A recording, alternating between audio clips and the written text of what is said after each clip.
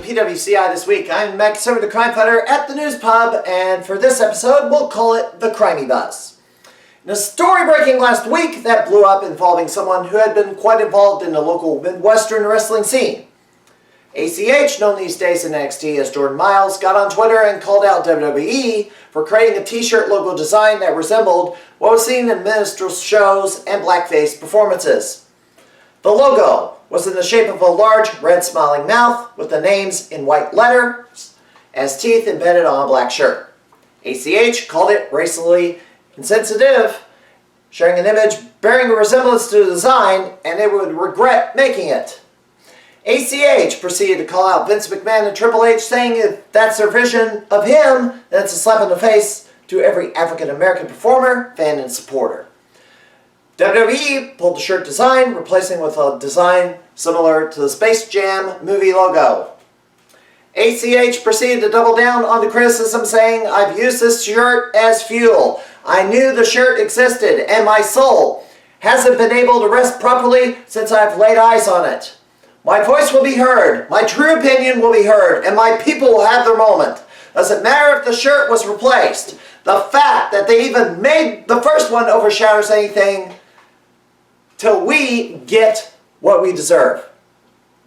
He also sparked an online campaign with the hashtag for the culture and urged people to join the protest by turning their photos black and white.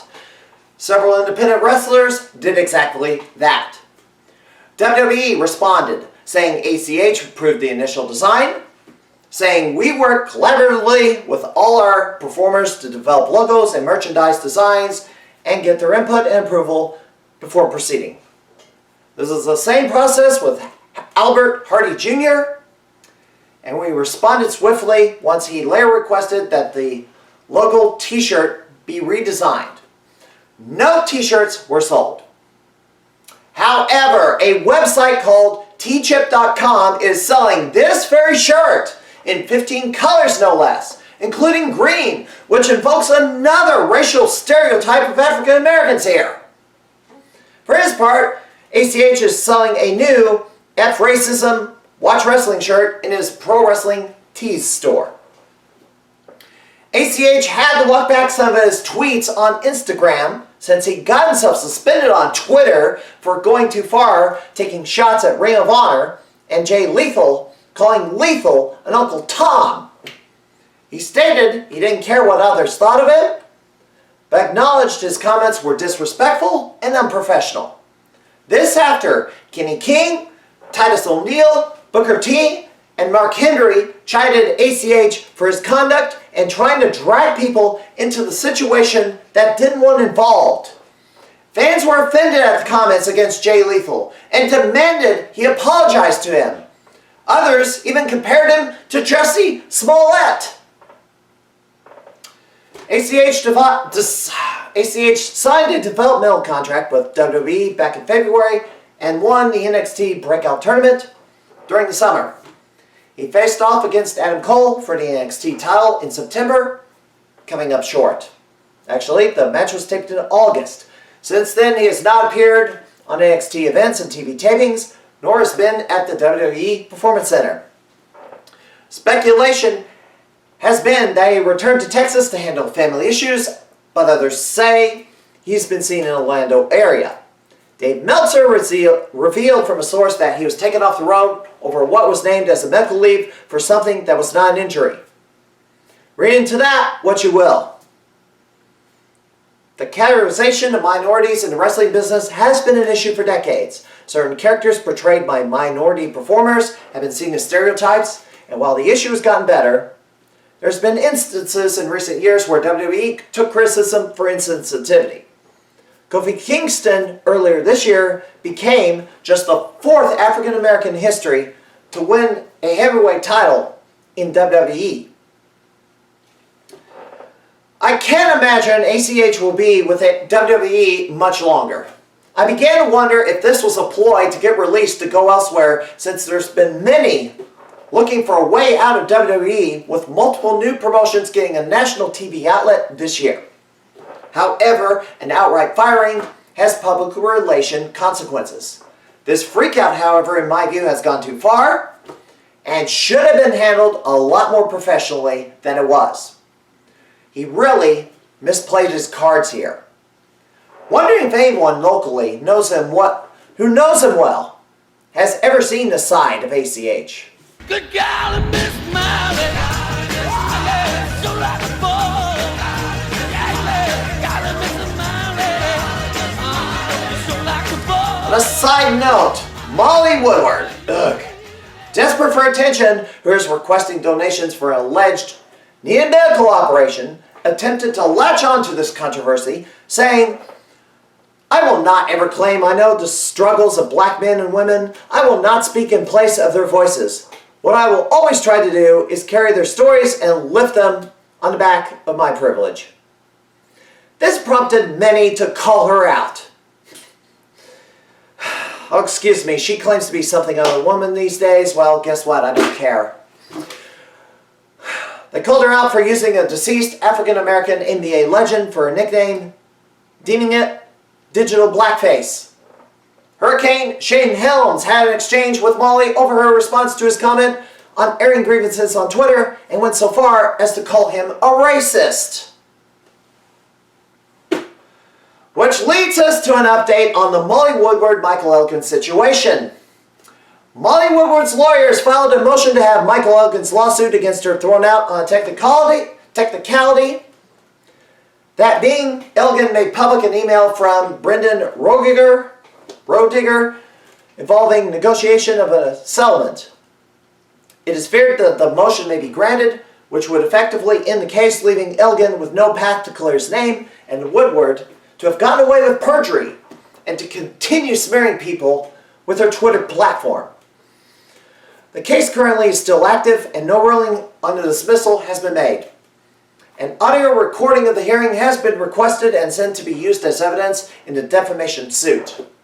In the meantime, she is soliciting donations for a laparoscopic hysterectomy with bilateral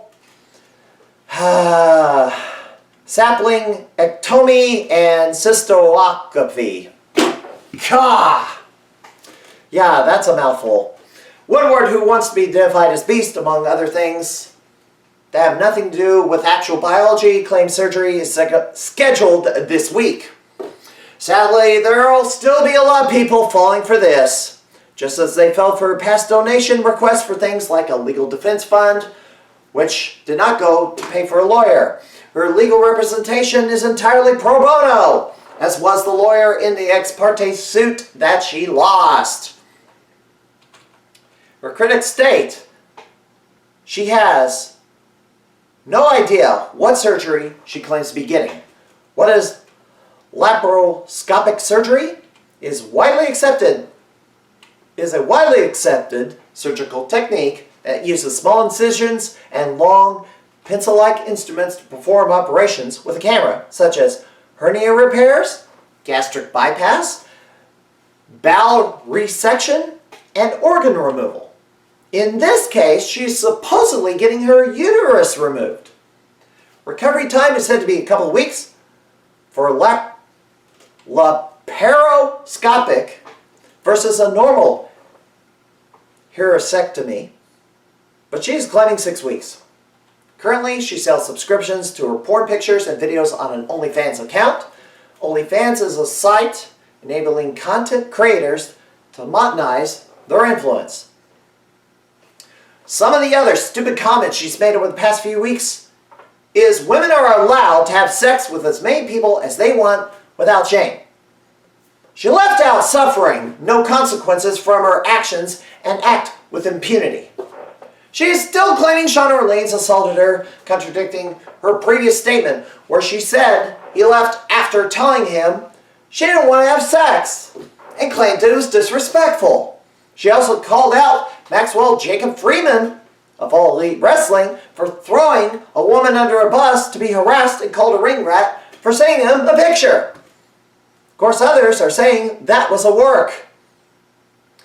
Will somebody ban Molly Woodward from all social media platforms for life? If there's anyone who needs to be kicked off of social media for life, it's this clown loser Molly.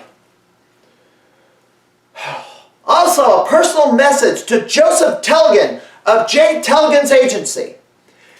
You are so unbelievably ignorant. It boggles the mind how misinformed and stupid you are, jumping in a situation that you know nothing about. Do some actual research to get your facts straight before getting on Twitter and running your mouth. And by the way, your hero, Kamala Harris, is going down in flames as Tulsi Gabbard made her look like the clueless, loudmouth clown hack she is, and her poll numbers are going in the toilet.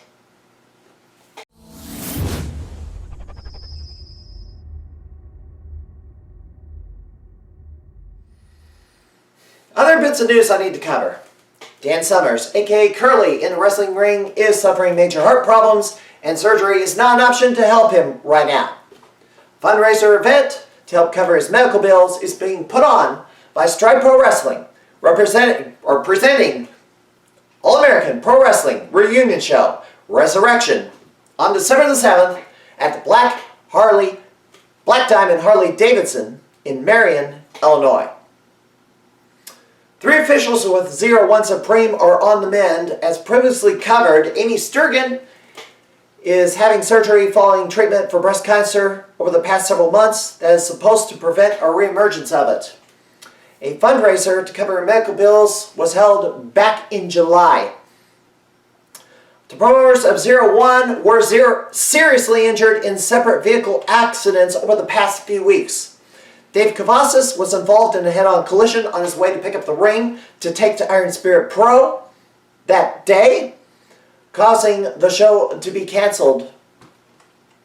Bear St. Pierre was involved in a motorcycle accident and had to have surgery to repair a broken leg and tissue damage as well as a broken hand. With the St. Louis wrestling community, wish these 3 fine people a full recovery. Still to come on the Crimey Buzz. We present an interview with a newcomer to Central Illinois, the White Widow, Bristol Hayle. She'll be on PWCI this week after we take a look at the weekend schedule.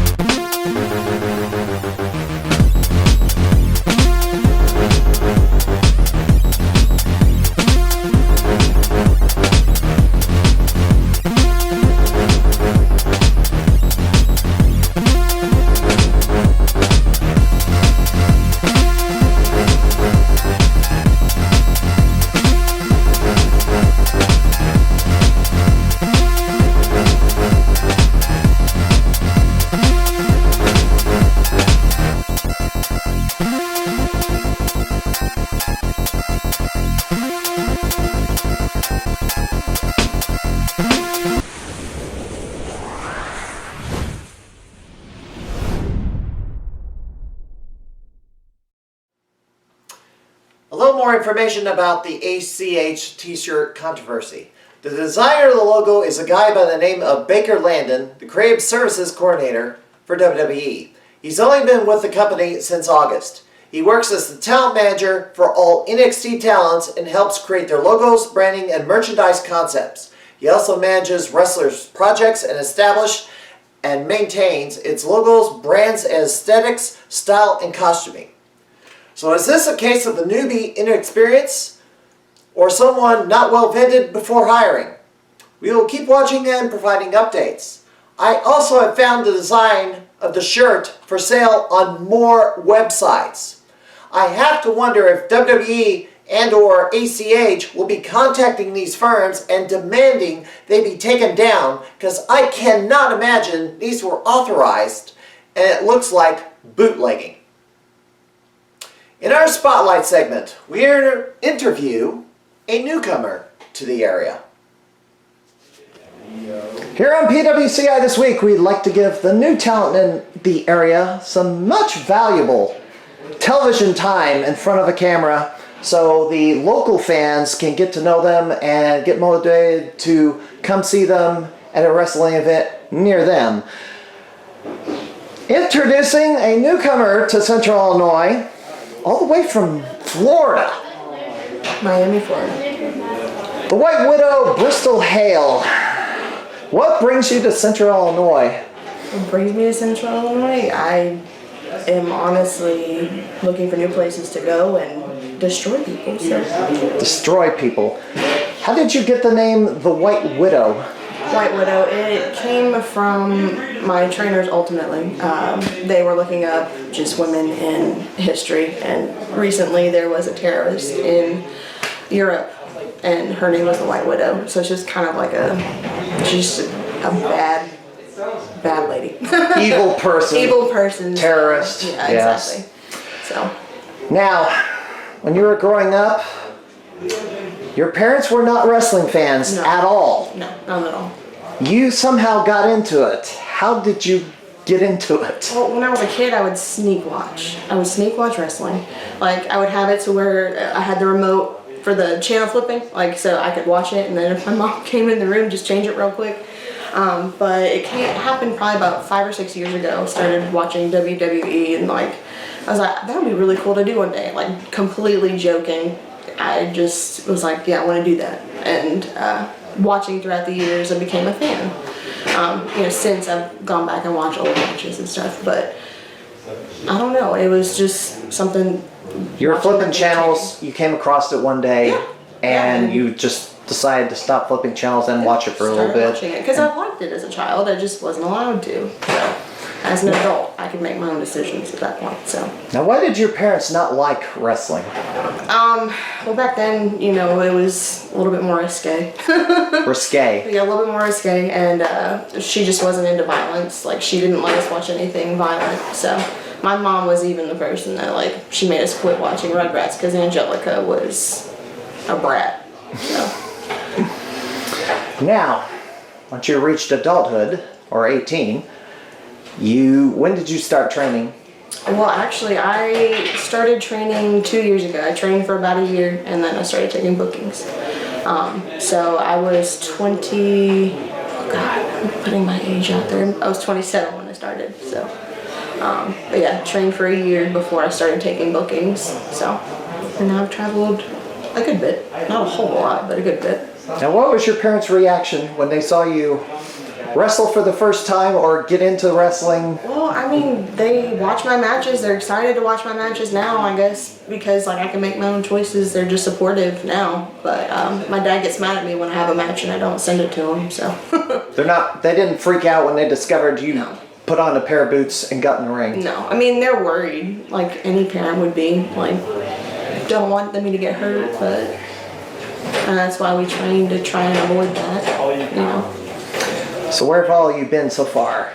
Jeffersonville, Indiana, Destructo Pro. I've wrestled in Ohio at NOW.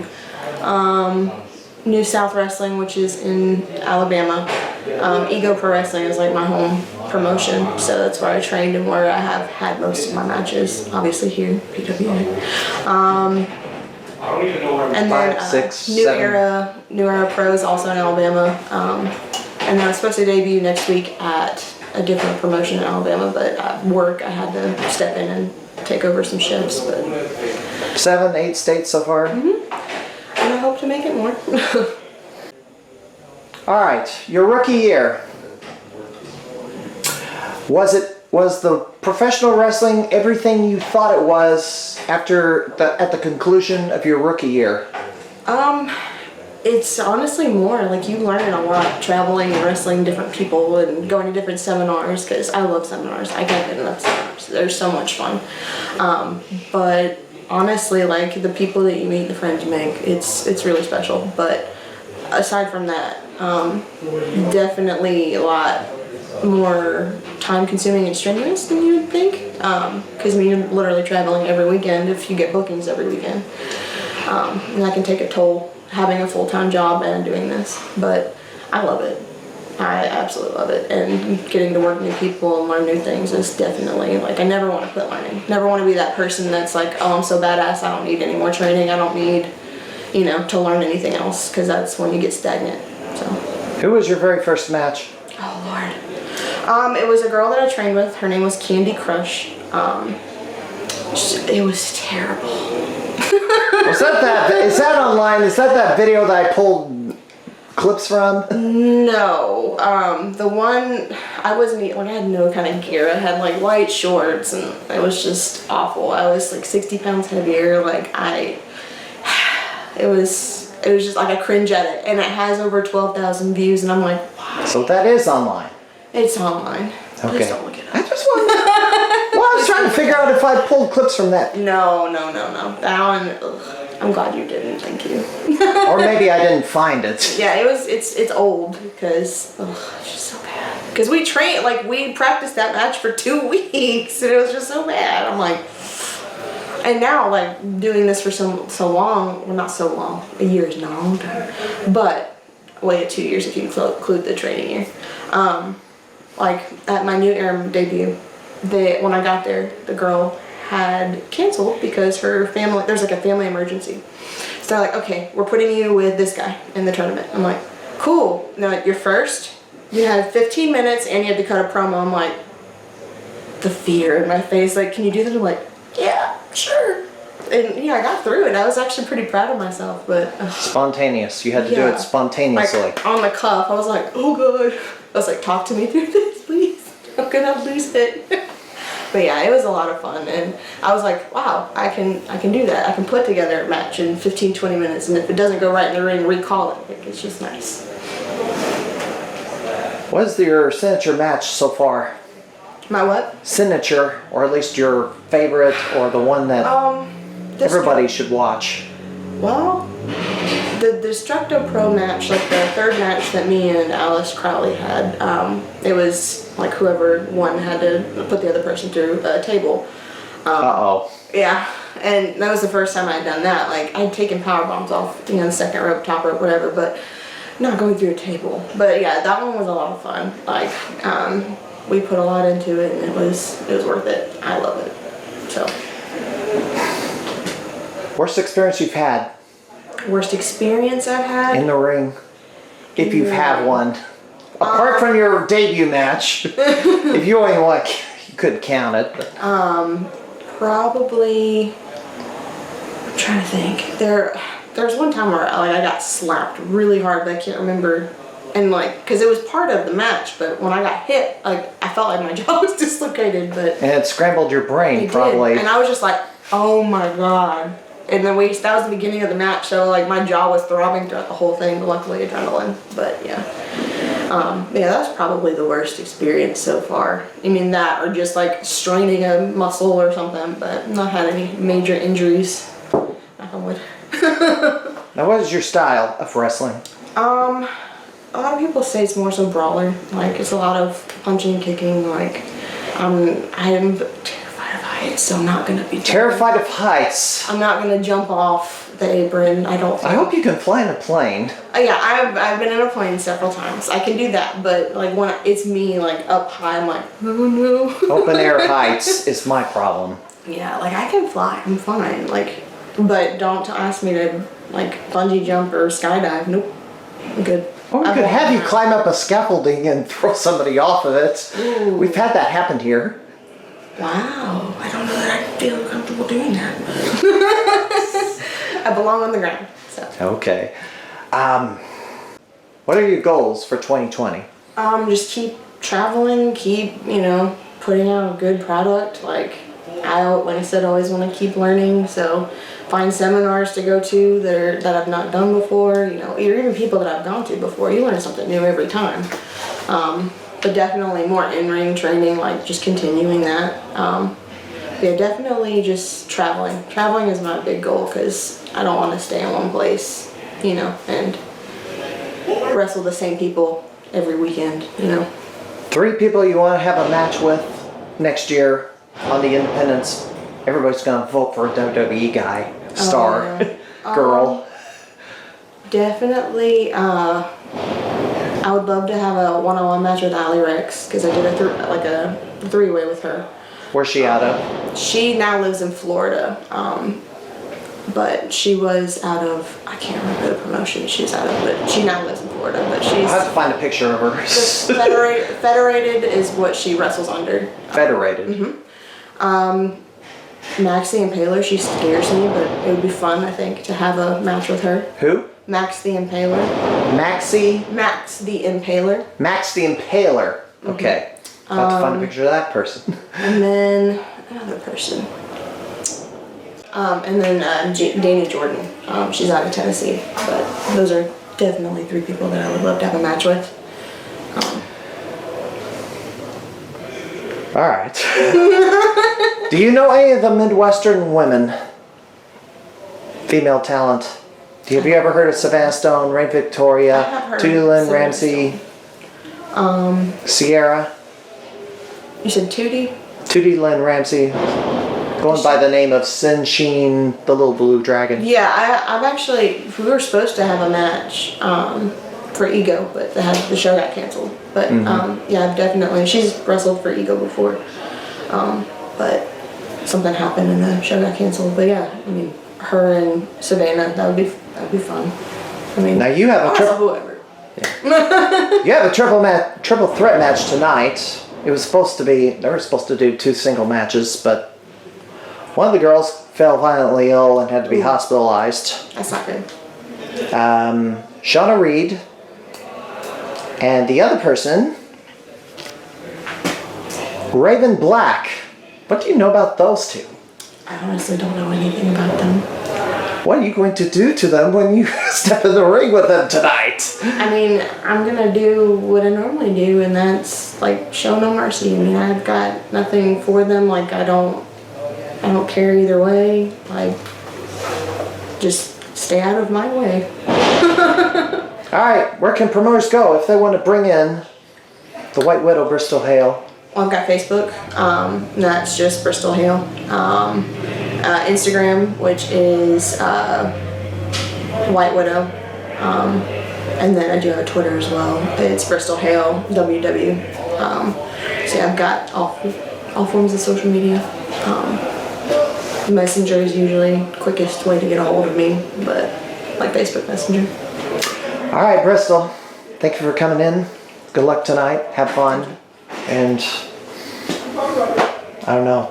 Don't fall for many high places. I'll try not to. Ugh. All right. I like it. Thank you. Thanks. Cool. And that'll do it for this edition of PWCI This Week. Be sure to subscribe to this YouTube channel and get the latest updates from the St. Louis wrestling community at stlwrestling.livejournal.com.